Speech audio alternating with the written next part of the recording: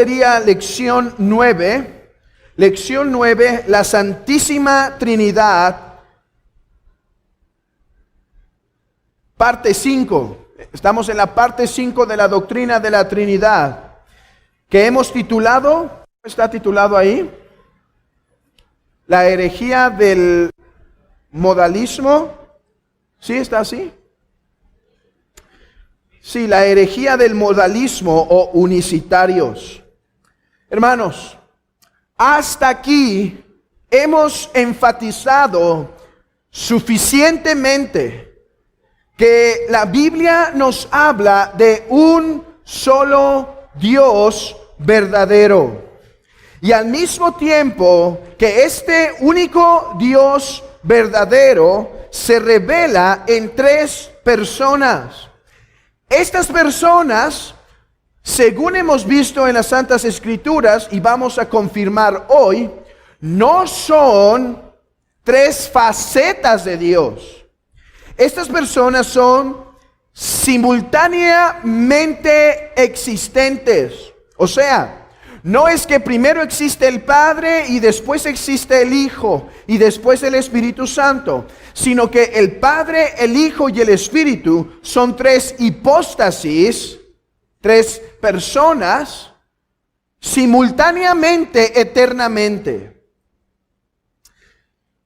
Y que cada una de estas personas es Dios, es lo que hemos visto. Esto es lo que llamamos nosotros un misterio, hermanos.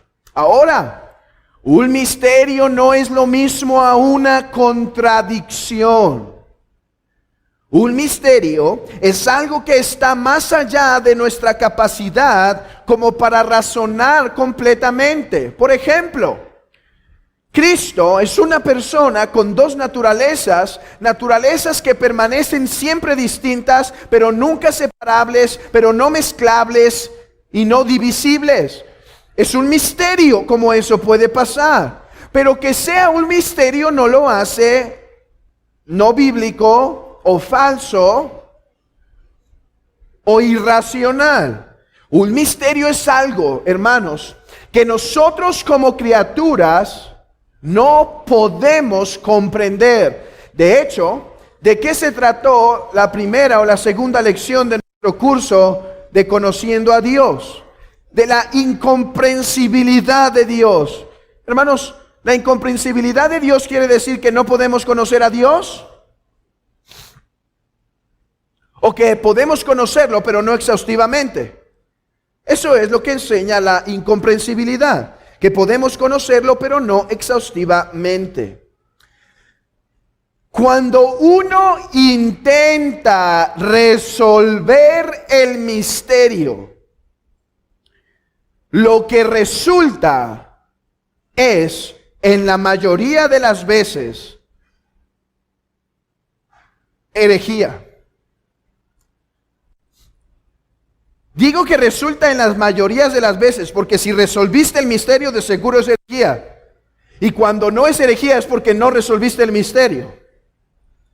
Muchos han intentado y no se han quedado satisfechos con pensar que la Trinidad es una verdad más allá de nuestra mente. Y por lo tanto han intentado descifrar y darle conocimiento racional y lógico a la Trinidad, mochándole una parte de la doctrina, cortándole una parte. Nosotros mantenemos tres verdades. Dios es uno, hay tres personas simultáneamente existentes en la divinidad, cada persona es Dios. Algunos dicen, esto es muy difícil de comprender, es un misterio. No me gustan los misterios, mochémosle que son tres personas eternamente. Quitémosle eso. Mejor digamos que no, es un Dios con tres máscaras distintas. No, mejor vamos a mochar que cada persona es igualmente Dios. Entonces sí hay tres seres, pero no todos son Dios, solo hay uno. Eso es lo que se llama una herejía. Y una herejía, según un teólogo, es cualquier enseñanza que contradice directamente el testimonio claro y directo de las Escrituras en un punto de importancia salvífica. Algunos creen que Adán podía volar antes de la caída. Hermanos, si alguien viene y me dice, yo creía que Adán podía volar después de la caída, le voy a preguntar, ¿qué autores está leyendo? Pero no le voy a decir tal cual que es un hereje. Le voy a decir que quizá está leyendo herejes, pero no por creer tal cual eso lo hace hereje. Una herejía es una doctrina que ataca directamente el testimonio de la Biblia, o sea, ataca alguna verdad de la Biblia, que tiene una relevancia salvífica. Por ejemplo, decir que Jesucristo no es Dios es una herejía. ¿Por qué? Porque eso ataca directamente la doctrina de la salvación. Decir que uno se salva por el bautismo de regeneración, por un bautismo regeneracional, es una herejía, porque ataca directamente el evangelio. Eso no es la salvación. Decir que somos salvos por las obras es una herejía, porque ataca directamente una doctrina de la salvación. Ok, toda desviación que enseña que no hay tal cosa como una Trinidad es una herejía, porque como espero demostrar al final de esta lección, ataca directamente la doctrina de la salvación. Dentro de las herejías, hermanos, que atacan la doctrina de la Trinidad, hay dos. Una es llamada el modalismo y la otra el arrianismo. No creo que el arrianismo es una herejía. Puede ser una herejía en algunos casos que la llevan al extremo, pero no por sí mismo. El arrianismo es una herejía, pero el arrianismo sí. El arrianismo sí.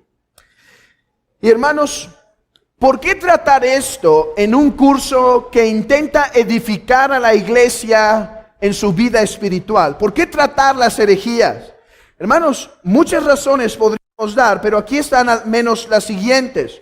Una, nosotros en el siglo XXI le seguimos luchando con estas dos desviaciones.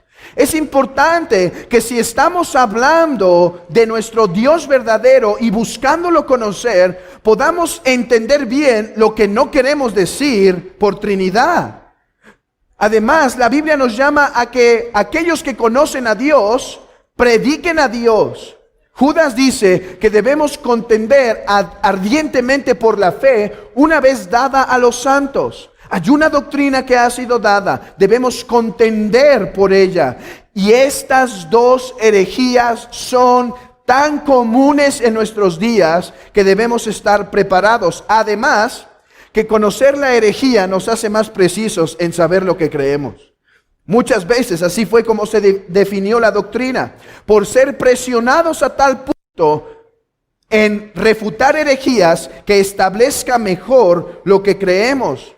Y al final de esto, hermanos, yo espero que esto sea de edificación para la iglesia. Como he dicho, necesitamos estar preparados para dar defensa. El modalismo en nuestros días es sostenido por los apostólicos unicitarios pentecostales. Y el arrianismo es sostenido por los testigos de Jehová, de aquí en adelante llamados ruselistas, porque no puedo decirles testigos de Jehová con una limpia conciencia. No son testigos y tampoco son de Jehová. Son ruselistas. Siguen a un hombre llamado Russell. No siguen la doctrina de Cristo, la de Russell.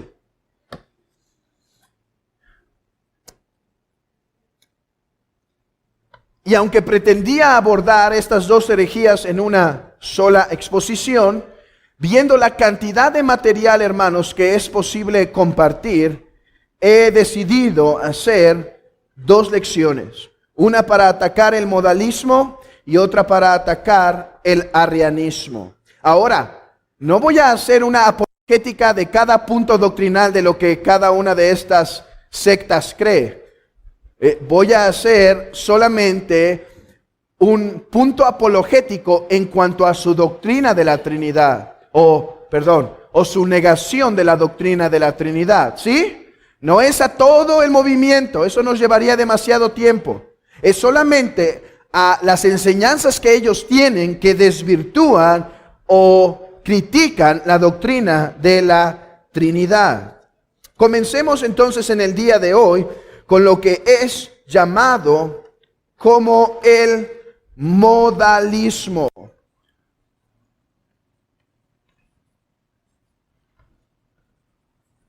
Modalismo.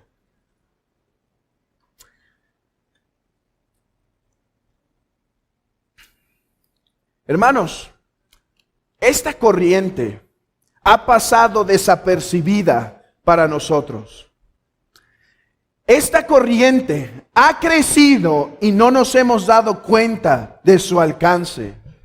Y esta corriente ha hecho y está haciendo gran daño a la iglesia del Señor Jesucristo en la actualidad.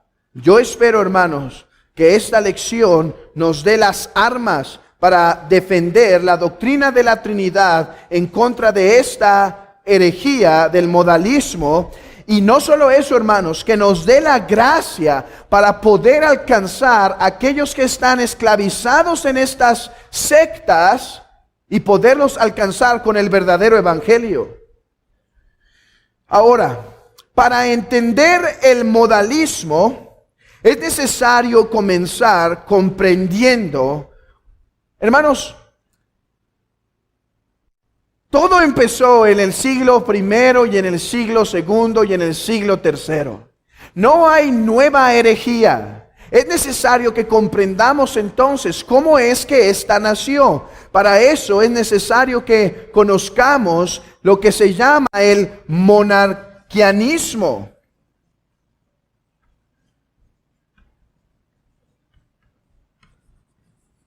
Monarquianismo. El monarquianismo, hermanos, literalmente significa mono, uno, arqué o arquei, gobierno. El monarquianismo en la iglesia temprana fue llamado por primera vez por Tertuliano. Tertuliano denunció a unos hombres llamados, o él les llamó monarquianistas.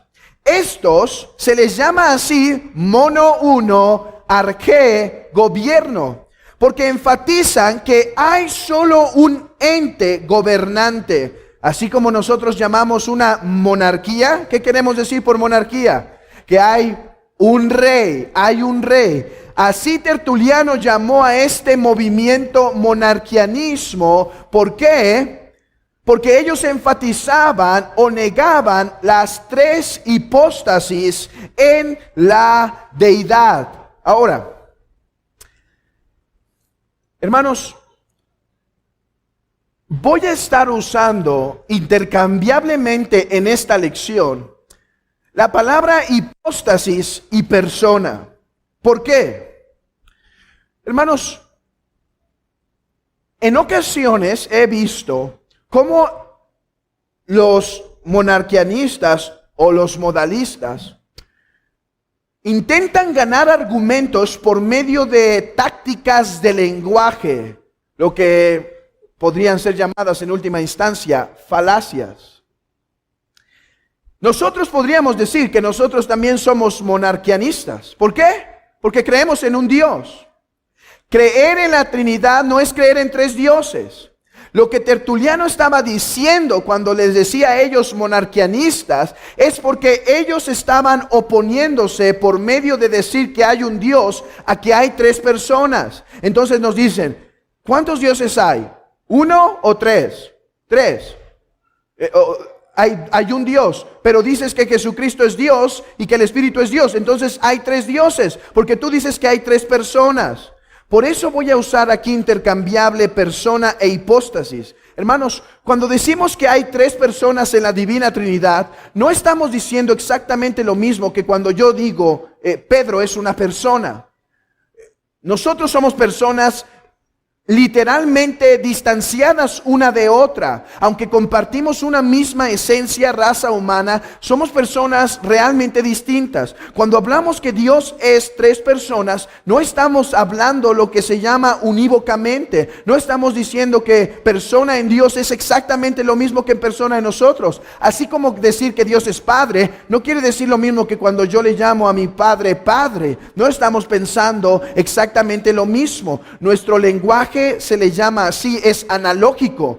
Hay un parecido cuando yo llamo a Dios Padre y a otra persona Padre, pero es en un sentido es distinto. Entonces, cuando yo digo que en el ser de Dios hay tres personas, no estoy diciendo lo mismo que cuando yo digo que aquí hay 20 personas. En el ser de Dios hay tres personas, y por causa de que muchas veces se nos hace difícil comprender que persona en Dios no es exactamente lo mismo que nuestro lenguaje, estaré usando intencionalmente la palabra hipóstasis para intentar quitar esa bagaje de persona que traemos.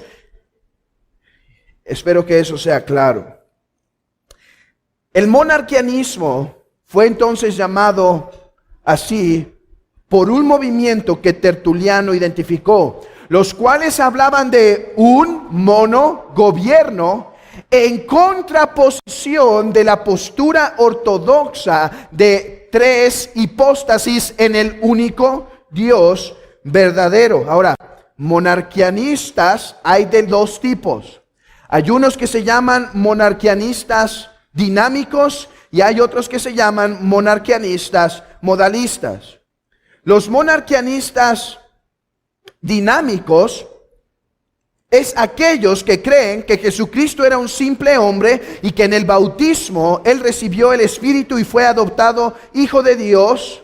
De ahí dinamista, porque dinamus, poder. Jesucristo fue declarado con poder Hijo de Dios en su bautizo, supuestamente. No nos vamos a enfocar en ese tipo de monarquianismo. ¿Por qué? Porque en nuestros días no es muy prevalente. Sí existen algunas personas que profesan eso, pero no es tan fuerte y tan grande como el modalismo. Ok, ¿qué es entonces el monarquianismo modalista? ¿Qué es el monarquianismo modalista? Ya sabemos algo del monarquianismo modalista. Se llama monarquianismo porque así como con el dinamista, niegan la Trinidad. Niegan la Trinidad. ¿Pero cómo? ¿Cómo es que esta herejía salió a flote? Bueno, esta salió por el deseo de salvaguardar dos verdades que en realidad son bíblicas. Dos verdades que en realidad son bíblicas. Hermanos, es que la iglesia temprana pasó por un tiempo de lo que podríamos llamar un tiempo en cierto sentido de crisis. La iglesia temprana tenía una doctrina de un solo Dios, de que hay un solo Dios, sumamente penetrada en sus corazones. Recuerden, el cristianismo primitivo fue el heredero de la doctrina que hay un solo Dios. Pablo seguía confesando eso. La iglesia temprana también, la iglesia temprana tenía esa carga. Pero la otra verdad que la iglesia estaba cargando también, estaba confesando, es Jesucristo es plenamente Dios. Entonces, hubo un tiempo, hermanos, de crisis. Miren, al principio de la iglesia no formuló mucho al respecto. Al principio de la iglesia, en la iglesia temprana, la iglesia más bien estaba como repitiendo lo que se encontraba en la Biblia. Y si ustedes leen Clemente, si ustedes leen el Didaqué, los escritos tempranos, Policarpo, lo que se llaman los escritos de los padres apostólicos, uno va a ver repetición de lo que encontraban en el Nuevo Testamento. Prácticamente repetían las mismas bendiciones, hacían algunas alusiones, pero era todo lo que hacían. Sin embargo, con el paso del tiempo, por el por el año más o menos 100 en adelante, la iglesia empezó a intentar reflexionar y acomodar sus dichos. ¿Por qué? Porque se enfrentaron a un mundo, hermanos, y ese mundo empezó a decir, a ver, explícame cómo es que hay un Dios y Jesucristo es Dios. Entonces se vieron obligados en empezar a formular y razonar cómo es que Dios es uno y Jesucristo es Dios. Entonces es así como nace el modalismo, con el deseo de salvaguardar estas dos verdades. Ahora, ¿tenían base para salvaguardar estas dos verdades? Sí. Deuteronomio 6:4 dice que hay un solo Dios. Oye, oh Israel, Jehová nuestro Dios, Jehová uno es. Isaías 42, y nosotros ya dimos toda una lección, la primera lección de la doctrina de la Trinidad, diciendo, nosotros creemos en un solo Dios. No somos politeístas, somos monoteístas, creemos en un solo Dios. Ahora, ¿tenían sustento para defender que Jesucristo es Dios? Sí, el Nuevo Testamento es claro y desde el Antiguo Testamento es claro. Los modalistas o los unicitarios defienden estas dos verdades. ¿Son bíblicas? ¿Estas dos verdades? ¿Qué opinan? Sí, son bíblicas. Bueno, como ellos las defienden, llega un momento en que no son bíblicas, pero al menos incipientemente son bíblicas. Al menos en el inicio o en el deseo de salvaguardar estas dos verdades son bíblicas. Cuando ya las formulan, es el incorrecto. Entonces, ¿dónde estuvo el error, hermanos?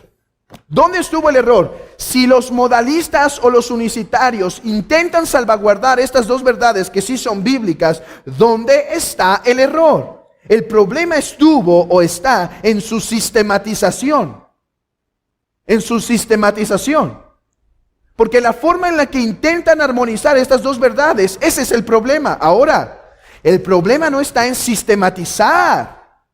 El problema no está en que tenemos que formular cómo estas dos verdades armonizan.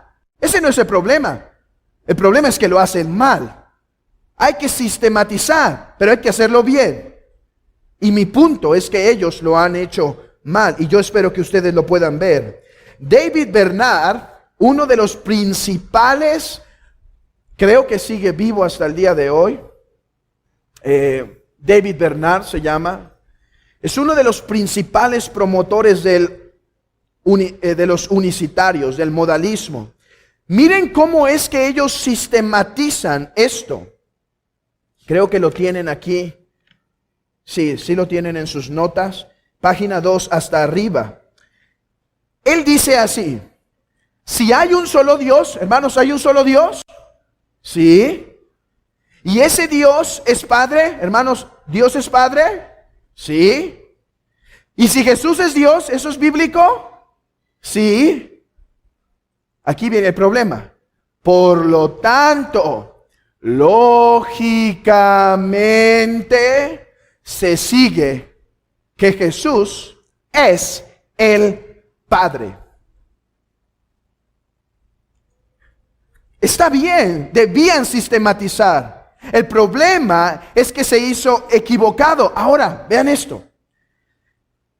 Cuando Sabelio, y no me puedo meter en toda la historia, pero cuando ellos empezaron a formular esto,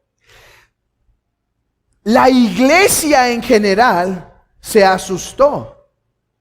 La iglesia empezó a atacar y decir, eso no está bien. Así que no eran hombres como, me equivoqué, simplemente me equivoqué, no tenía nadie que me corrigiera. No, la iglesia temprana se levantó. Y por más que los unicitarios digan que la iglesia de los primeros 100 años era modalista, está equivocado. Y hay demasiada evidencia. Y podríamos hablar al respecto. Y si algún día algún modalista quiere debatir, con mucho gusto lo haría. Porque hay suficiente base, hermanos, para demostrar que no solo su doctrina es falsa, sino que la iglesia temprana nunca creyó un modalismo. Claro, uno puede sacar una frase de un teólogo, tergiversarla y decir, mira, es mi doctrina, pero hay que leer todos los contextos para demostrarlo. Así que el problema estuvo en esto. Ahora, me gustaría que sientan algunas de las evidencias que ellos dan a favor de su doctrina. Hermanos, hay dos formas de debatir. Una es haciendo lo que se llama un mono de paja. Esa es una herramienta, yo diría hasta política, es una herramienta del debate, pero es una herramienta, yo diría, anticristiana. ¿Por qué? Porque cuando uno debate, uno puede hacer un mono de paja. O sea, puede decir, ellos creen esto, esto y esto y esto, y en realidad no es lo que creen. Pero como yo les dije que es lo que creen, ya ustedes huyen de ellos, ¿sí? Esa es una forma anticristiana y eso es lo que se llama mono de paja. Por ejemplo, cuando dicen del calvinismo, el calvinismo cree en robots. Es más, el calvinismo es tan malo que si tú vas y le dices, Dios, por favor, perdóname, quiero entrar al cielo, Dios te va a decir, no, porque no te he elegido. Eso es un mono de paja. Ningún calvinista cree eso. Eso es una herramienta en el debate, una herramienta, yo diría, anticristiana. ¿Cuál es la otra forma de debatir? Bueno, poniendo sus argumentos más fuertes y atacando sus argumentos, intentando ser lo más preciso en la forma en cómo los exponen. Así que a mí me gustaría no solo darles lo que ellos creen, sino cómo argumentan para que puedan sentir el peso de su argumentación y después podamos compararlo con las escrituras para que vean, hermanos, que aún en sus mejores argumentos caen. Porque me creo que soy uno que debate bien en este aspecto. No, porque creo que la Biblia es muy clara al respecto. Muy clara al respecto. Así que aquí están 4 de los argumentos principales. No puedo entrar en todos los argumentos, pero creo que son los que más frecuente dan. Y tengo que hacer una pausa aquí. Usé un libro, hermanos, que llegó a mis manos en la providencia. Y quiero reconocer que he tomado gran parte de este material, de este libro. Es un libro que se llama El Pentecostalismo Unicitario y la Trinidad. Un panorama de un movimiento, o evaluando un panorama de un movimiento mundial por uno que fue un pentecostal unicitario. Se llama Gregory Boyd. Hermanos, es impresionante lo que este hombre tiene aquí. Es sumamente exhaustivo. Muchas y muchas y muchas citas. Me ayudó demasiado. Él estudió en los seminarios principales de Estados Unidos unicitarios. Así que sus argumentos, como él los presenta, los conoce perfectamente. Ahora, quiero aclarar algo sobre este autor. Cuando empecé a leer el libro, me asombré de cuán bien conoce los unicitarios. Pero no solo me asombré de eso, me asombré, hermanos, de qué buena doctrina de la Trinidad tiene. De hecho, si quieren, luego les cuento un poco de cómo narra su testimonio, cómo fue rescatado de los apostólicos unicitarios y cómo él se encuentra hoy en día intentando hacer evangelismo en esos lugares. Pero luego podemos hablar de eso. Cuando empecé a leerlo me asombré y dije, tengo que conseguir más libros de este autor. Entonces me puse a googlear su nombre y demás. Y cuando lo encontré, no lo creí. Porque este hombre hoy en día, en su libro cita a Martín Lutero y a otros. Y cuando vi lo que hoy en día profesa, fui un poco desconcertado. Para los que están viniendo a las clases de teología sistemática de los viernes, él confiesa un tipo de teísmo mutualista un poco fuerte. O sea, no tal cual un teísmo abierto, tan marcado, tan hereje, pero tiene algunas posturas. Bueno, lo vi y dije, ok, puede haber cosas buenas aún en alguien que está equivocado en otras doctrinas. Seguí leyendo, pero estaba impresionado de qué precisa es su doctrina de la Trinidad. Entonces volví a teclearlo, dije, yo creo que me equivoqué. Volví a buscarlo y pues no, empecé a revisar su biografía de aquí atrás, biografía, y dije, sí es él. Seguí avanzando y casi al terminar casi el libro dije, no puede ser que sea él. Volví a buscarlo, hermanos, porque su doctrina es muy precisa, es muy buena doctrina. Y volví a encontrar lo mismo, que sí es Él. Ahora, aclaro esto, porque de hecho creo que alguien preguntó en el Facebook recientemente, ¿por qué puedo citar a este autor aun cuando tiene doctrinas que pueden estar equivocadas? Hermanos, yo creo que hay hombres que pueden tener luz en unos aspectos sin que tengan claridad en todos los demás. Hay algo que se llama en el debate una falacia de generalización. Decir que porque yo cito a alguien estoy equivocado porque ese alguien tuvo muchos errores en otras cosas. Por ejemplo, solemos citar a Agustín. Si alguien me dice, toda tu doctrina está mal, ¿por qué? Porque citaste a Agustín, porque Agustín creía en un tipo de bautismo regeneracional, no como el de los pentecostales actuales, pero bueno, entonces tú también estás mal. Eso es una falacia de generalización.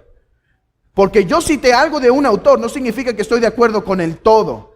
De la misma manera, porque cito a este autor o a otros muchos, no significa que por lo tanto abrazo todo lo que creen, sino que estoy de acuerdo con lo que dicen particularmente en un punto. Perdón por tardarme en eso, pero era necesario dar crédito a este libro y explicar cómo es que lo puedo citar cuando no tiene una doctrina tan ortodoxa en cuanto a la doctrina de Dios en otros puntos, pero sí en el de la Trinidad. ¿Queda claro? Si no, apúntenlo y al final hacemos preguntas. ¿Sabes? Ok. Uno de sus primeros argumentos es este. Jesús es directamente llamado el Padre. Ahí está. Ese es su argumento, hermanos. Leamos nuevamente la cita de David Bernard.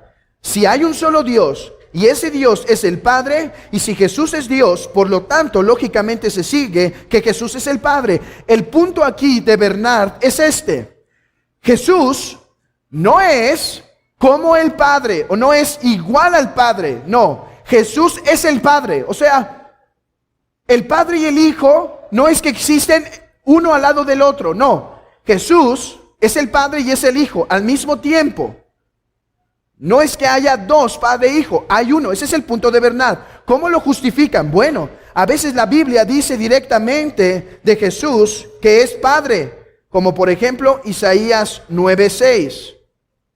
¿Cómo le llaman Isaías 9:6? Padre eterno, es una profecía y dice Padre eterno. ¿De quién habla la profecía? De Jesús. Por lo tanto, Jesús es el Padre. De hecho, dice David Bernard aquí, Jesús debe ser Dios el Padre a la luz de este texto.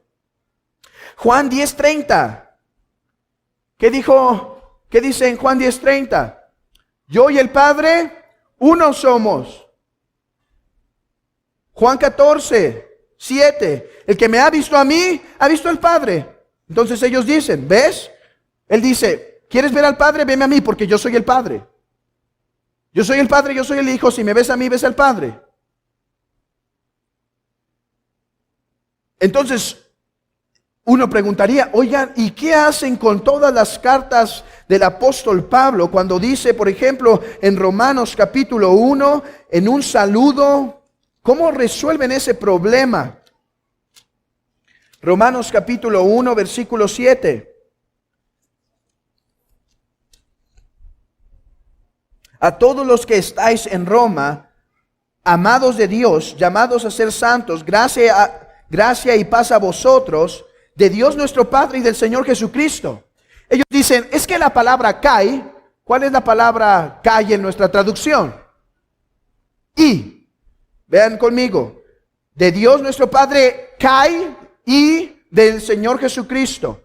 Ellos dicen, es que la palabra cae puede significar quién es. O sea, vean cómo se leería.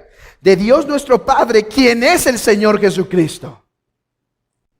Ya está, ahí está la argumentación. Otra forma en la que argumentan. Se dicen que las obras que hace Jesús son las mismas obras que hace el Padre. Por lo tanto, debe ser la misma persona.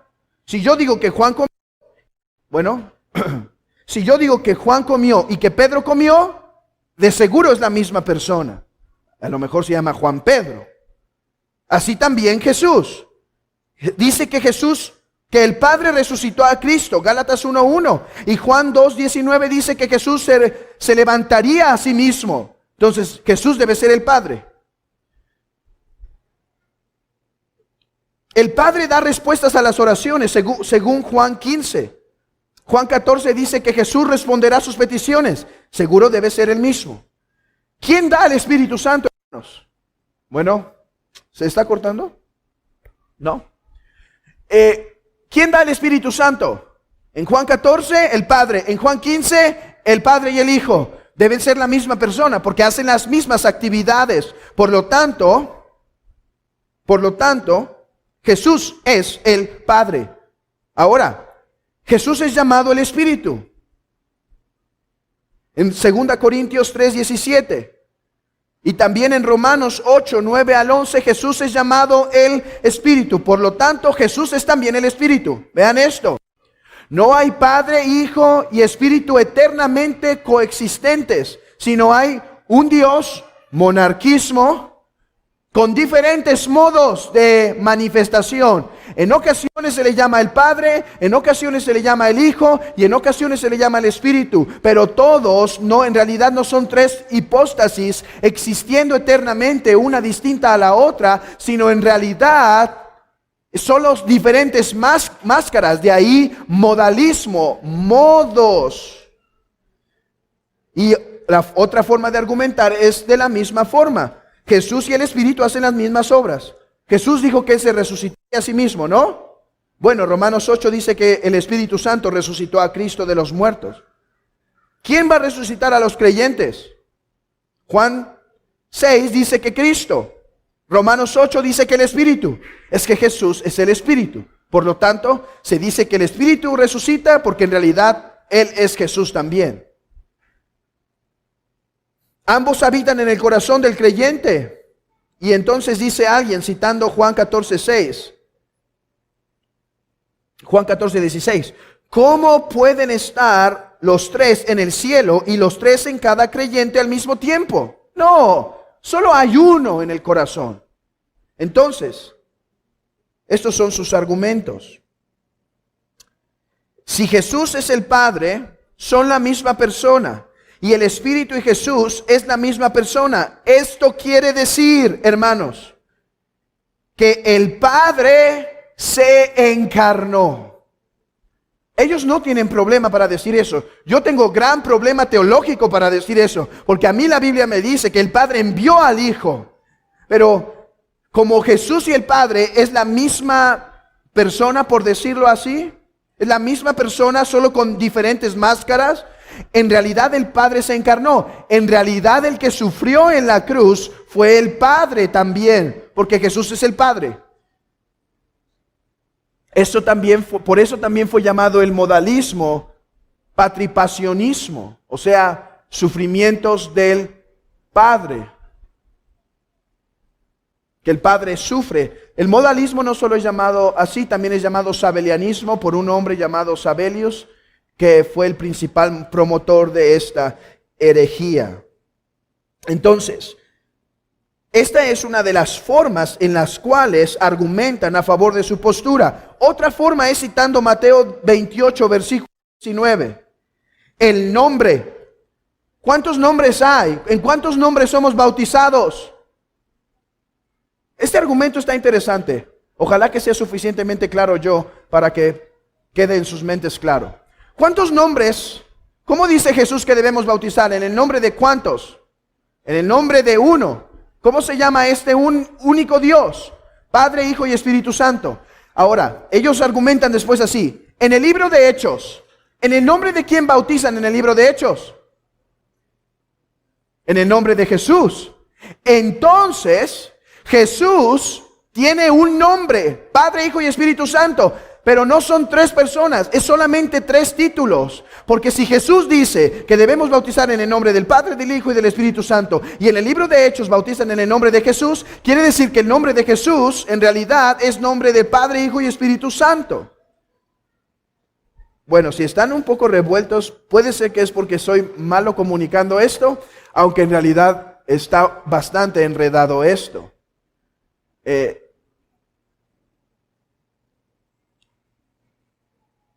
Hermanos,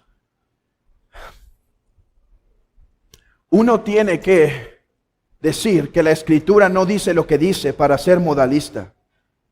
Eso es lo que se encuentra uno. La Escritura no dice lo que dice para ser modalista, hermanos.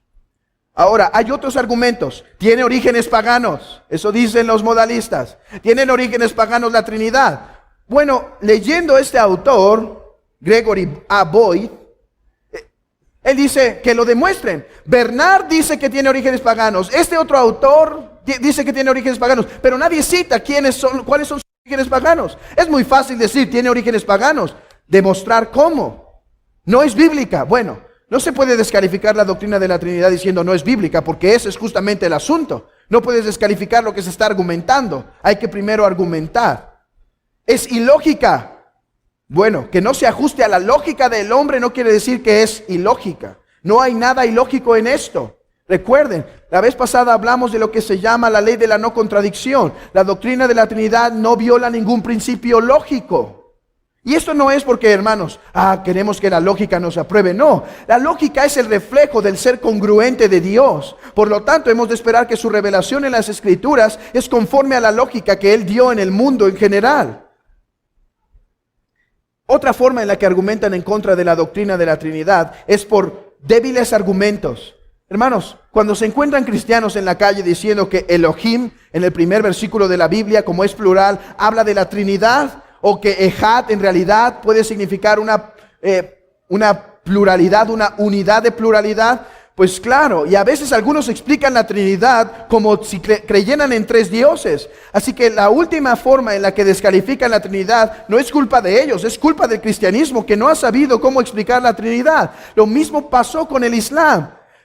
Los islámicos decían, no, es que el cristianismo cree en tres dioses. Y en ocasiones era porque los que explicaban la doctrina no sabían cómo. Empezaban a decir, sí hermano, es que la doctrina es como de la Trinidad, como un trébol. No, así no es la doctrina de la Trinidad. Dejemos de usar esas malas ilustraciones que corrompen la verdadera doctrina.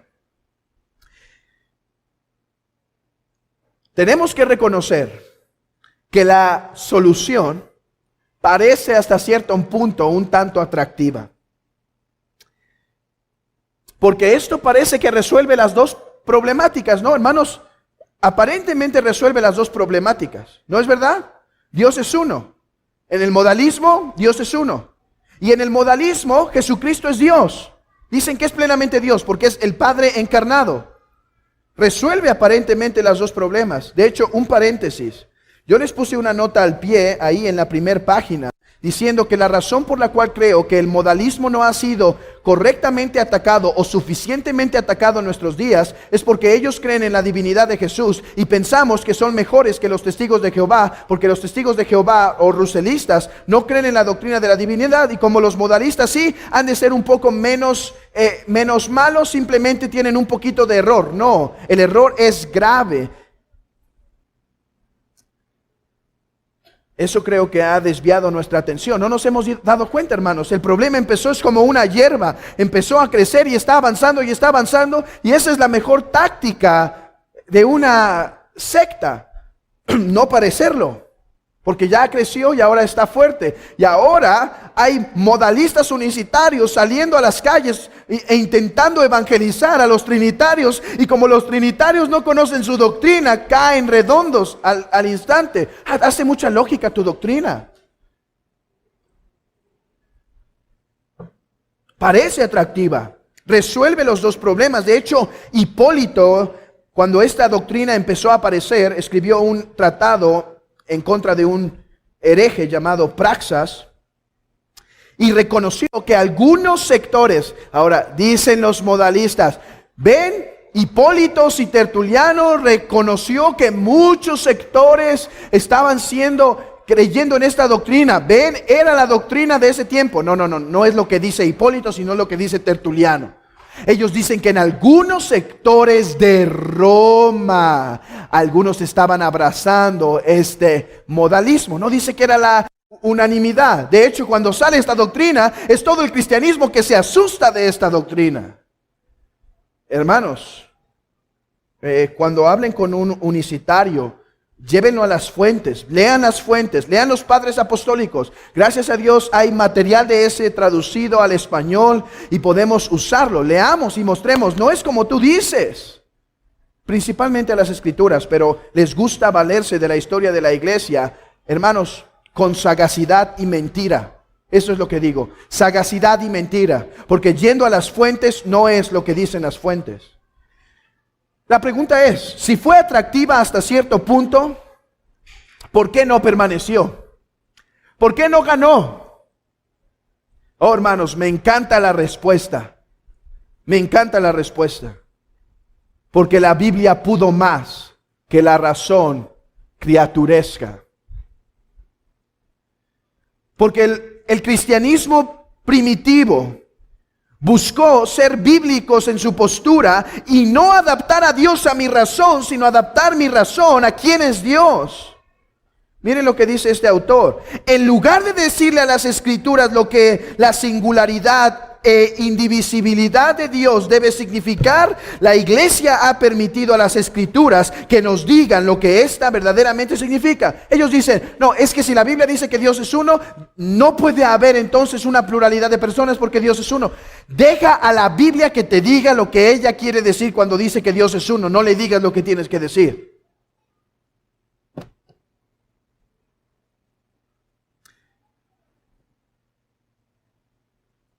Ok, esto cree el modalismo unicitario. Ahora, puede haber algunos otros argumentos que sean igual de peso, que no los haya mencionado, porque les digo, hay mucho que podríamos decir. Es más, leyendo este libro que les comento, no solo conoce la postura tradicional, te habla de las diferentes escuelas dentro de los unicitarios. Sería imposible acabar en una hora todas estas objeciones, argumentar por cada una y refutar cada una. Terminemos entonces diciendo por qué está mal. Ese es el punto principal de esta lección. ¿Por qué está mal? Bueno, comencemos aclarando, porque a veces tuercen nuestras palabras. El cristianismo trinitario no cree en tres dioses. Hermanos, me esforcé en la primera lección de la Trinidad a dejar en claro que somos monoteístas. Y no solo creemos en un solo Dios, hablamos de algo que se llama la simplicidad de Dios. ¿Recuerdan? Que Dios no solo es uno en cuanto a ser uno en unicidad, sino es uno a ser uno en simplicidad. O sea, su esencia es indivisible. El Hijo no es parte de la divinidad, hermanos. Hermanos, por eso no funciona la imagen del trébol. La Trinidad no es un trébol. La esencia es indivisible. Un trébol tiene una parte, otra parte y otra parte, pero no todas las partes es el trébol. Dios es una esencia indivisible. La esencia habita absolutamente y plenamente en el Padre, en el Hijo y en el Espíritu. No se parte la divinidad, no se parte la esencia, así que no creemos en tres dioses. En segundo lugar, afirmamos que Jesucristo es Dios. Ellos dicen, solo si tienes nuestra postura, puedes entonces creer verdaderamente en la divinidad de Cristo. Los más grandes defensores de la divinidad de Cristo son trinitarios. ¿Por qué rechazamos entonces esta postura? Bueno, en primer lugar, por la masiva evidencia de que Jesucristo es llamado Hijo y ninguna vez es llamado Padre. Sí, hermanos. Hermanos, si Jesús es el Padre, ¿no deberíamos esperar que al menos quizá una vez en toda la Biblia se haya mencionado que Jesús es el Padre? Sin embargo, sí hay 200 veces que a Jesucristo se le llama Hijo en distinción al Padre. ¿Por qué si hay 200 referencias que Jesús es Hijo en distinción con el Padre y no hay ni una que diga que Jesús es el Padre? Alguien podría decir, sí, Isaías 9:6. Vamos a Isaías 9:6.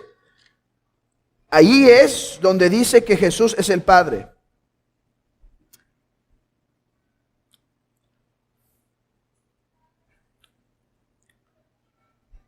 Porque un niño nos es nacido, hijo nos es dado, y el principado sobre su hombro, y se llamará su nombre admirable, consejero, Dios fuerte, Padre eterno, príncipe de paz. Ese es uno de sus principales argumentos. ¿Ves? Jesucristo sería Padre eterno. ¿Qué quiere decir por Padre eterno? El Padre. Hermanos, ¿qué intentamos hacer la lección pasada? Demostrar que la revelación de las Escrituras respecto a la Trinidad, ¿cómo es? Al instante nos cayó el libro diciendo, Dios es uno donde hay tres personas y cada persona es plenamente Dios. ¿Sí? ¿Así bajó la Biblia? ¿O ha sido un progreso de revelación? Ha sido un progreso de revelación. Cuando dice Isaías 9:6 que Jesucristo sería Padre eterno, no está pensando en la misma forma de concebir que el apóstol Pablo. Esa es una de las características de creer en la inspiración plenaria verbal. Nosotros creemos que Isaías tenía algo en mente cuando escribía Padre eterno, diferente a lo que tiene el apóstol Pablo cuando dice Padre de nuestro Señor Jesucristo. Padre eterno aquí se puede referir a la eternidad de su imperio, a la eternidad de su poder, no a que era el Padre en el sentido paulino, en el sentido que lo concebía el apóstol Pablo. Ahora, supongamos que hay ese texto que nos causa dudas, ¿sí? Hermanos, vamos a sostener toda una doctrina en un texto que causa un poco de dudas porque hay otras interpretaciones. O vamos a dejar que los masivos textos que diferencian al Padre y al Hijo gobiernen nuestro pensamiento. Vamos a algunos de ellos. Romanos 15. Y aquí vamos a necesitar agilidad. Romanos 15. Versículo 5. Pero el Dios de la paciencia y de la consolación os dé entre vosotros un mismo sentir según Cristo Jesús, para que unánimes a una voz glorifiques a Dios y Padre de nuestro Señor Jesucristo. 1 Corintios 1:4. Gracias Dios a mi Dios siempre por vosotros, por la gracia de Dios que os fue dada en Cristo Jesús, diferenciando al Padre y al Hijo. Gálatas capítulo 1. Gálatas capítulo 1.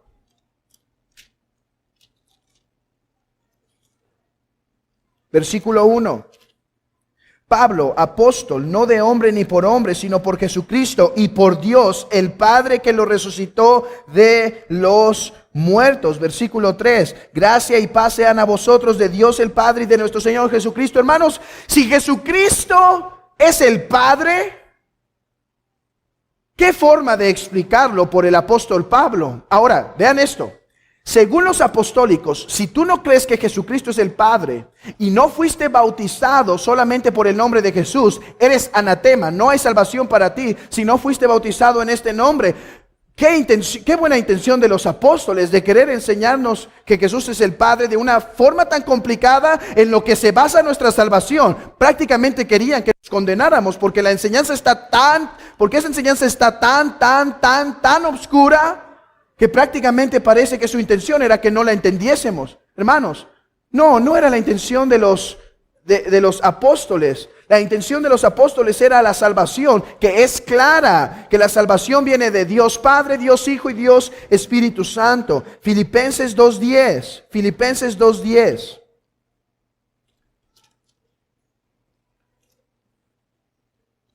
Claro, en cada texto ellos podrían dar una refutación, con lo que yo llamo torcer las escrituras, o como lo que llamó Martín Lutero, trucos de changos, torcer el texto.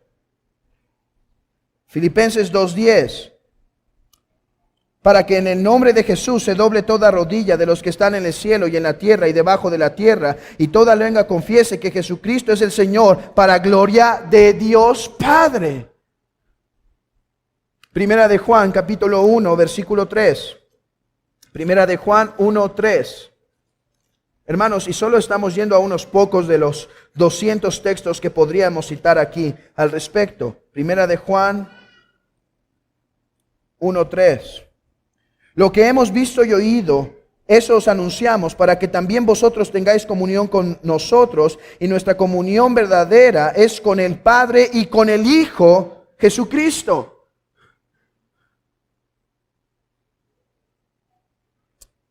Primera de Juan 2:1. Hijitos míos, estas cosas os escribo para que no pequéis, y si alguno hubiese pecado, abogado tenemos para con el Padre, a Jesucristo. ¿Cómo?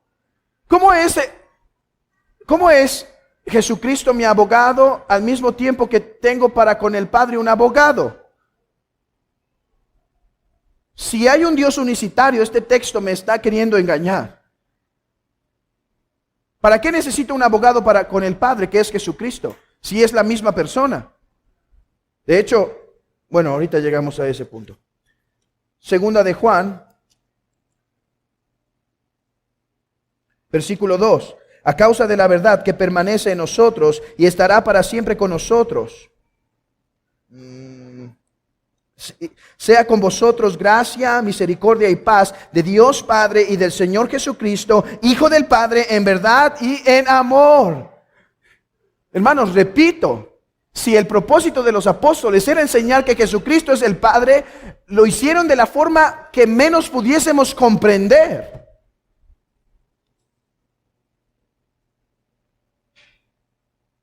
Ahora, no solo eso, tenemos en la Biblia ocasiones en donde Jesucristo se dirige al Padre. Vamos a Mateo 26. Leímos este texto en la mañana. Jesucristo está agonizando y ora hacia el Padre. Padre, si es posible de mí, pasa esta copa. Hermanos, ¿con quién oraba Jesús si Jesús es el Padre? Hay una forma en la que ellos intentan resolver esto. Repito, puede ser confusa, ya sea porque no la explique tan fácil, pero en realidad esto es confuso. Esto es de los libros donde tienes que leerla 2 veces esa parte. Ellos dicen esto, es que Jesucristo está hablando de su naturaleza divina. O sea, es como si la humanidad, la naturaleza humana de Jesucristo está diciendo, oye Padre. O cuando Jesucristo dice, el Padre me envió, está diciendo, mi naturaleza divina me envió. Hermanos, repito, para creer en el Dios del modalismo hay que negar la claridad de las Escrituras. El texto es claro, Jesucristo está orando, Padre, si es posible, pasa de mí esta copa. No solo en ese lugar. Vimos hoy en Juan 12, estaba agonizando y se escucha una voz del cielo que le contesta, he glorificado mi nombre y lo glorificaré aún. Hermanos, ¿qué estaba haciendo Jesús? ¿Nos quería engañar? ¿Nos quería decir que cuando Él oró y se escuchó una voz, en realidad era Él mismo? Para que crean que hay un Padre. ¿Esa era la intención?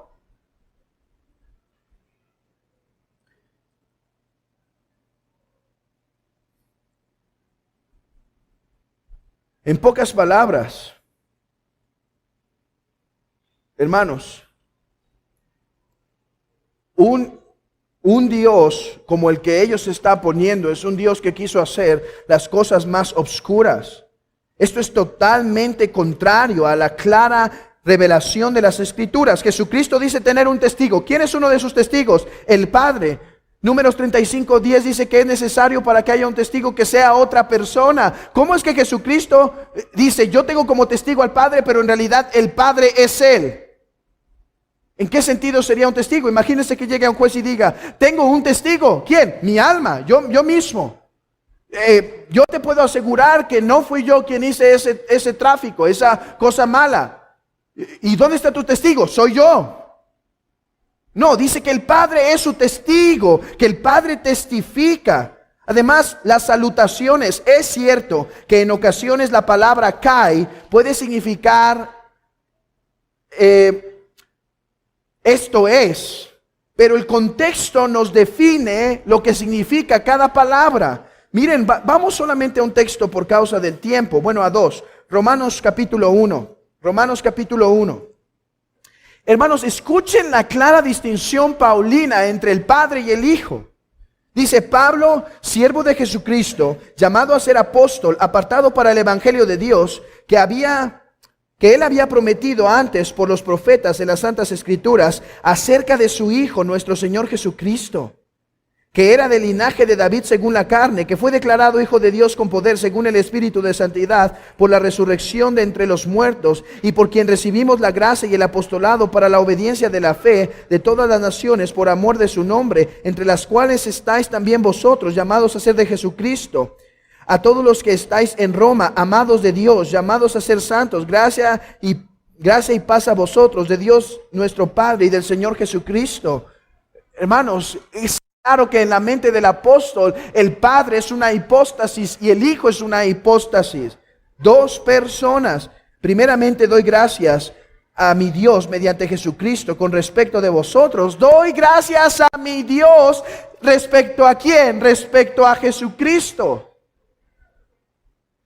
Además, las Escrituras hablan claramente que Jesucristo existía eternamente, distinto al Padre. En el principio era el Verbo, y el Verbo era con Dios, y el Verbo era Dios. Hermanos, para que la preposición con, en el principio era el Verbo, y el Verbo era con, yo no puedo decir, hoy estuve, bueno, sí lo decimos, pero en realidad es una autocontradicción o algo innecesario. Hoy fui conmigo a la tienda. Hoy fui conmigo a la tienda. Es lo que creen que dice el texto. En el principio era el Verbo y el Verbo era con Dios. Pero como el Padre y el Hijo, el Verbo, no son dos personas distintas, sino que es la misma, es como si yo digo hoy fui a la iglesia conmigo. Hoy fui a la iglesia conmigo. Hermanos, eso es innecesario. Hoy fui a la iglesia implica que eres tú quien fuiste a la iglesia. La palabra con necesita otro sujeto. Hoy fui con mi esposa a la iglesia. Hoy fui con mis hijos a la iglesia. Para que exista el con debe haber otra persona. En el principio era el Verbo y el Verbo era con Dios. Había dos personas. Aparte, la palabra griega por con habla de un darse. El Verbo y el Padre están en una relación donde el Padre se está dando. Es una relación de actividad. Juan 17 dice, dame la gloria que tuve antes que el mundo fuese. ¿Cuál si no hay nadie, el Padre y el Hijo? Ahí es donde van a empezar a hablar un tipo de nestorianismo en la persona única de Cristo, donde la naturaleza humana habló a la persona divina.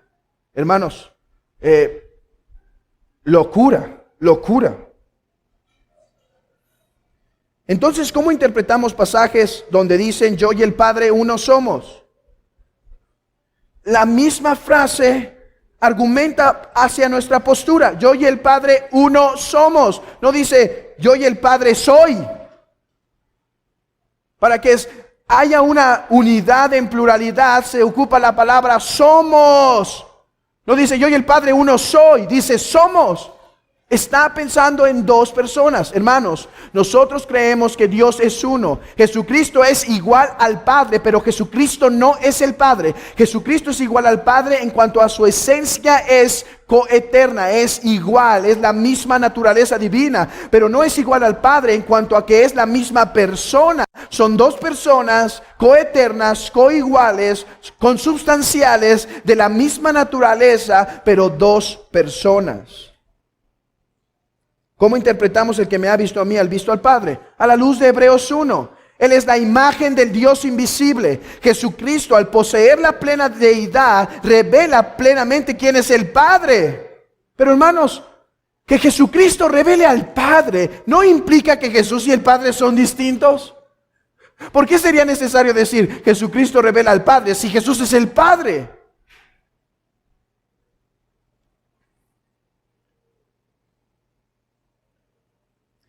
Ahí hay algunos otros textos, por causa del tiempo no los vamos a tocar. Ellos argumentan a la luz de Apocalipsis 21 un texto, pero Apocalipsis, hermanos, es más trinitario que cualquier otra cosa. El Hijo se acerca a la mano del Padre. Están en el trono. Hay dos personas en movimiento. Ahora, ¿qué cuando hacen yo le llamo patchwork? ¿Saben qué es patchwork? Es cuando, bueno, para las que saben coser, quizá no voy a dar una definición tan científica de lo que eso implica, pero patchwork es un tipo de arte de, pues hay que bordar y eso, donde juntas un montón de piezas, de pedazos de tela y los unes en uno solo y entonces se ve bonito todas las piezas distintas. Bueno, esa es la definición no científica de qué es patchwork por un hombre que no sabe ni coser absolutamente nada. Hermanos, cuando ellos hacen ese patchwork de Jesucristo dice que se resucitaría a sí mismo y la Biblia dice que el Padre, hay que tener cuidado. Yo le llamo patchwork porque están juntando dos piezas que no van juntas. Claro, entonces los romanos también están bien, porque Pablo dice que Abraham se salvó por fe y Santiago se salvó entonces según los romanos por las obras, porque si tu fe no tiene obras es muerta. Entonces la salvación es por las obras. Hermanos, es verdad que podemos unir textos, pero hay que tener cuidado, hay que interpretarlos en su contexto. Y hay que darles el significado que la Biblia les da. No puedo hacer patchwork, no puedo empezar a unir lo que se me antoja. Por ejemplo, los de la nueva era pueden decir, Colosenses 2:9 dice que en Jesucristo habita la plena deidad. ¿Estamos de acuerdo en Jesucristo habita la plena deidad? Bueno, Efesios 3:19 dice para que Dios habite en vosotros. Puedo llegar a ser como Jesucristo. Puedo llegar a ser como, porque si en Jesucristo habita la plena deidad, y Efesios 3 dice que habite en nosotros, que habite la plenitud de Dios, entonces yo puedo ser como Jesucristo, puedo ser Dios. Hay que tener cuidado los textos que juntamos. Gálatas 1, cuando dice que el Padre resucitó a Jesucristo, y Juan 2:19, no se están contradiciendo o no están negando que hay dos hipóstasis. Están diciendo más bien la premisa de la iglesia temprana, que todas las actividades que Dios hace, al ser un único Dios, las tres personas las hacen. Cuando Dios creó, el Padre obró, el Hijo obró y el Espíritu obró. Cuando Dios se encarnó, la segunda persona de la divinidad se encarnó, el Padre obró, el Hijo obró y el Espíritu obró. Ok, en conclusión, en cuanto a esto, el Hijo Jesucristo viene en el nombre del Padre. Hermanos, esta es una síntesis de todo lo que he dicho. El Hijo, Jesucristo, viene en el nombre del Padre. ¿Pueden ver? En el nombre del Padre, dos personas. Y hace las obras del Padre. ¿Por qué dice que hacía las obras del Padre? Si Él es el Padre. Enseña la doctrina del Padre y testifica de su Padre. Recibe todo lo que tiene de su Padre y en todas las cosas se somete a su Padre. ¿Cómo? Si Jesucristo era el Padre, ¿cómo se sometió al Padre? Piénsenlo. Y ahora intercede por nosotros delante del Padre. ¿Cómo? ¿Cómo Jesucristo intercede por nosotros delante del Padre si Jesús es el Padre? Pero todo lo presupone que Jesucristo, hermanos, no es el Padre. ¿Jesucristo es igual al Padre, hermanos? Sí, pero Jesucristo no es el Padre. Dice un autor, esta es una cita de un autor, ¿no puede ser más clara la Biblia al respecto? ¿Y qué podríamos decir del Espíritu Santo? Voy a ser más breve en este punto. Podemos decir lo siguiente, en Juan 14 se habla de otro consolador. ¿Por qué se le llama de otro consolador? ¿Qué habría querido decir Jesús si Jesús es el Espíritu? Vendrá otro consolador. Jesús, ¿qué quieres decir? ¿Vendrás tú? ¿Para qué me dices que va a venir otro consolador? Y además dice que este consolador es enviado por el Padre y por el Hijo. ¿Cómo?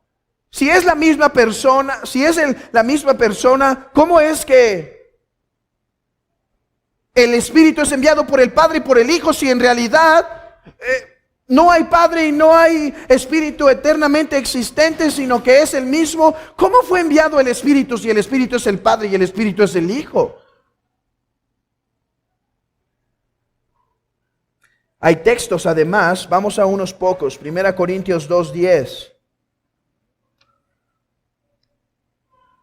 Pero Dios nos las reveló a nosotros por el Espíritu. Dios nos las reveló por el Espíritu. Hermanos, esto requiere dos hipóstasis, dos personas. Gálatas 4:6.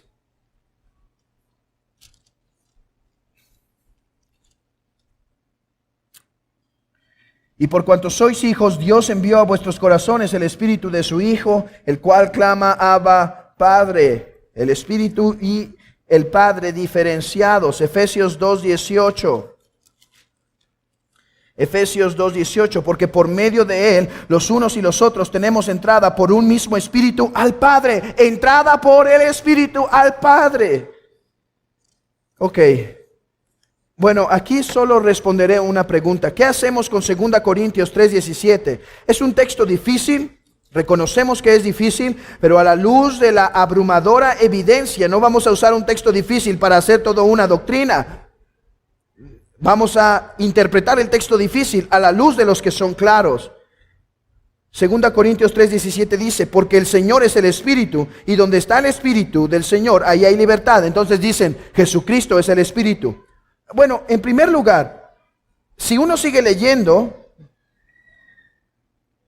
uno puede empezar a ver que Pablo sí ve distinciones. Por tanto, nosotros, todos mirando a cada descubierta como un espejo la gloria del Señor, somos transformados en la gloria, en la misma imagen, como por el Espíritu del Señor. Sí diferencia entre un Señor y el Espíritu del Señor.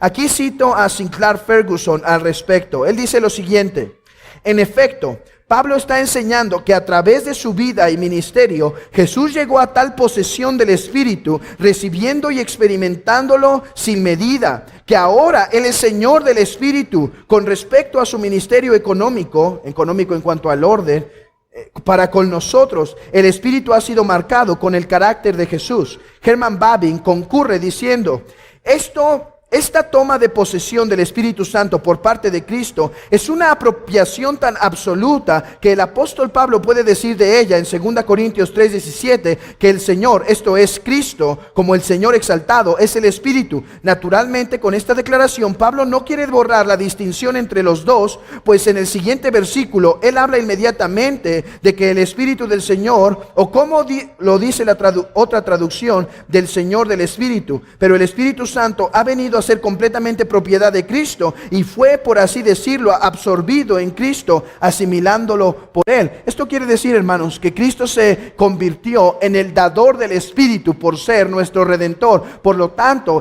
se dice que Él da el Espíritu, Él es el Señor del Espíritu, pero no está mezclando las personas. Lo mismo podríamos decir de Romanos 8. Ahora, resumamos o concluyamos. ¿Qué hacemos con la concepción de Jesús? Dice que se le reveló a María por medio de un ángel que el Espíritu vendría y que nacería el Verbo, nacería Jesucristo.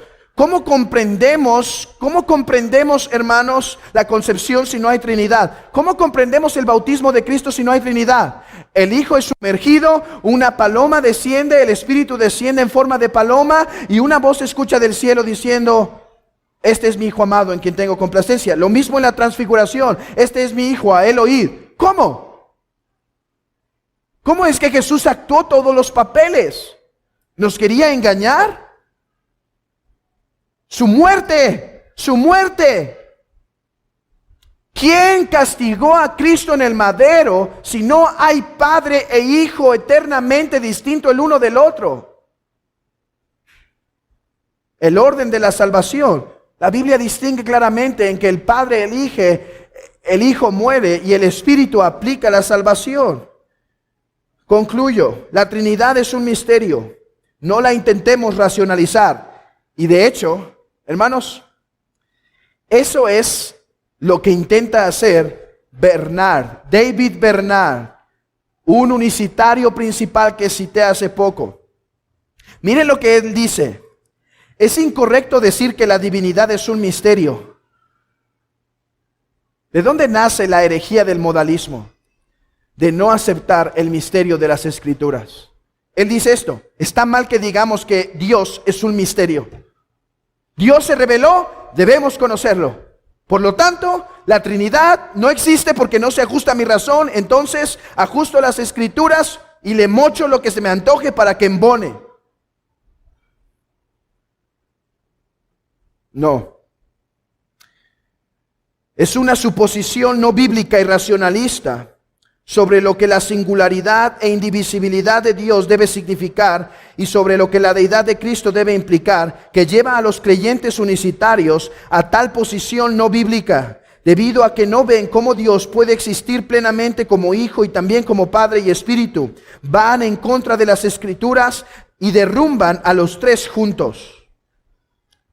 Hermanos, ¿qué debemos aprender con esto? Creo que ha sido un poco largo y difícil lo que he enseñado el día de hoy. Pero ¿qué aprendemos? Una, hermanos, debemos profundizar en lo que creemos de la doctrina de la Trinidad y dejar de usar ejemplos que dañan el testimonio de la Trinidad. Hermanos, tenemos responsabilidad. Debemos conocer lo que creemos y debemos poderlo defender. No estoy diciendo que con todos los argumentos y con todos los tecnicismos y con todas las palabras difíciles, pero debemos ser capaces de poder predicar que hay un Dios, que existen tres personas y que cada persona es plenamente Dios. Dejemos de usar ese ejemplo de que la Trinidad es como el agua. Hermanos, la Trinidad no es como el agua. Sí, a veces es hielo, a veces es gaseoso, a veces es líquido y a veces es sólido. Eso no es la Trinidad, eso es un ejemplo totalmente modalista. Dejemos de usar ejemplos modalistas para explicar la Trinidad. Seamos diligentes en darlo lo más claro. 2. Esforcémonos por dar una adoración conscientemente trinitaria. Hermanos, acerquémonos a Dios como Dios trino. En ocasiones, por falta de concentración en nuestra oración, he escuchado que a veces andamos orando cosas como: Padre, te doy gracias porque moriste en la cruz. Eso es algo que puede decir un modalista plenamente, pero hermanos, el Padre no murió en la cruz. Jesucristo sí, el Padre no, el Espíritu no. A veces decimos: Dios te doy, o Padre te doy gracias porque diste tu sangre por mí en el madero. No, Él no la dio en el madero Él. Eso confunde a nuestros hijos. Ahora empiezan a preguntar los niños: oye, ¿cómo es que Jesucristo es Dios y cómo es Dios? Evitemos darle ejemplos que los confundan más. Adoremos a Dios trinamente, seamos cuidadosos en nuestras oraciones, adorémoslo trinitariamente, nuestro Dios es trino. Y por otra parte, hermanos, tengamos compasión de los unicitarios y prediquémosle el Evangelio. ¿Por qué digo prediquémosle el Evangelio? Si en realidad, hermanos, hemos estado hablando de la Trinidad, hermanos, porque no conocen el Evangelio. Porque no puede haber evangelio de la gracia si no hay un Dios trino. Prediquen el evangelio. Hermanos, ¿saben por qué los unicitarios caen en tantos legalismos?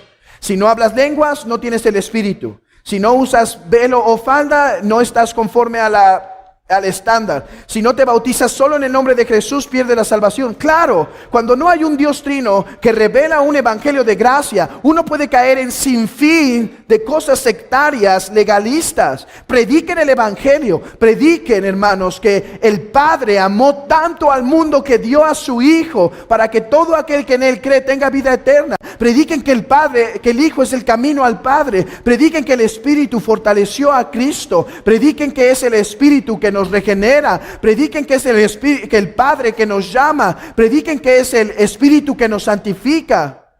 Sí, hermanos, prediquémosle un evangelio trinitario a algunos que se encuentran esclavizados a la herejía del modalismo. Yo creo que puede haber algunos creyentes modalistas, sí, que no entienden bien lo que creen. Pero creo que muchos que enseñan esto y lo creen, creo que la mayoría no conocen el evangelio. Hermanos, que el Señor nos dé celo por lo que creemos y nos dé compasión. Aquí tenemos enfrente apostólicos unicitarios. Creo, me puedo equivocar, si alguien sabe me corrige, pero estoy casi seguro que ellos son unicitarios. No creen en la Trinidad, hermanos. No creen en la Trinidad. Por lo tanto, no creen en un evangelio de la gracia. Ok. Solo un argumento. Solo para demostrar lo que estoy diciendo, solo con un argumento. Podríamos dar más, pero no me voy a extender. Solo uno. ¿Por qué no puede haber un evangelio de la gracia si Dios no es trino? Bueno, en primer lugar porque la muerte de Cristo es clara que es trinitaria, ¿no? El Hijo moría, el Padre castigaba, el Espíritu fortalecía a Cristo para poderse entregar. Es lo que dice Hebreos 9:14. Por el Espíritu eterno Cristo se entregó, ¿sí? En primer lugar porque el evangelio es directamente trinitario. Pero ¿por qué otra cosa? Vean esto, hermanos. Si Dios no es trino, es un Dios que no ha estado en una plena y satisfactoria comunión eternamente. Si Dios no es trino, había una necesidad de crear para poder ser relacional. Hermano, si por muy carismático que seas, si lo que haces toda tu vida es vivir en una oficina solo, por más carismático que seas, no eres relacional. Eres un tipo de ermitaño o algo así, ¿sí? No eres relacional. Ok, si no hay tres personas en la divinidad, si no hay tres personas en la divinidad, Dios estaba necesitado de comunión. Dios necesitaba al hombre para ser personal. Oh, pero si Dios es trino y el Padre, el Hijo y el Espíritu se gozaban en una bendita comunión de amor y gloria entre ellos tres, no tenía necesidad de crear. La creación, por lo tanto, es una gracia. Y no solo la creación, la redención. Él no nos necesitaba. Si hubiese mandado todos al infierno, Él seguiría feliz. Pero de pura gracia dijo, vengan y disfruten de mi ser. No porque los necesito para ser feliz, porque no los necesito, pero quiero revelar mi ser para que se deleiten gusanos de la tierra. Es solo un punto, hermanos. Solo un punto por qué no puede haber un evangelio de la gracia si no hay un Dios trino.